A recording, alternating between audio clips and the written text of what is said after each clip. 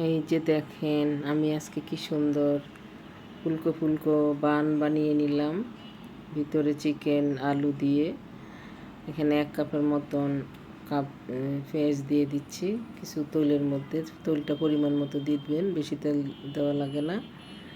পেঁয়াজটা একটু হালকা ভাজা হয়ে গেলে এখন আমি সব মশলা দিয়ে দিব। 1 চামচ গোলমরিচ, 1 চামচ জিরা, মরিচ, লবণ, আদা, রসুন সব একসাথে দিয়ে দিলাম। কাঁচামরিচ, তারপরে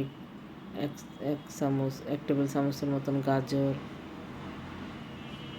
এখানে আপনারা ইচ্ছা করলে বরবটিও দিতে পারেন।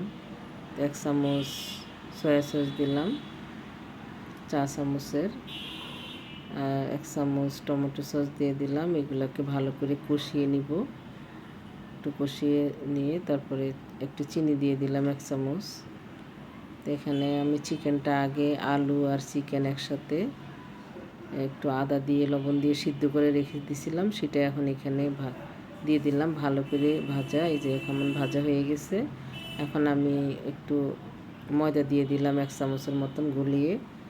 এটা দিতে হবে। ভিতরের পুরটা যদি খেতে মজা হয়, বানটা খেতে মজা হয়। দেখেন এখানে আমি আটা করে নিলাম, ইস্ট দিয়ে ময়দা দিয়ে একসাথে, মানে এটাকে আটা আটা করে নিলাম শক্ত করে।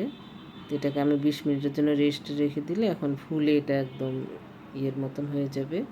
পিজার আটা যেভাবে করে এটাও সেইভাবেই। তো এখন আমি বল করে নিলাম। এখন ভিতরে ফুট দিয়ে এটাকে বলের মতন করে মুড়িয়ে মুড়িয়ে করে ভালো করে মুখটা ছিল করে আটকিয়ে দিতে হবে।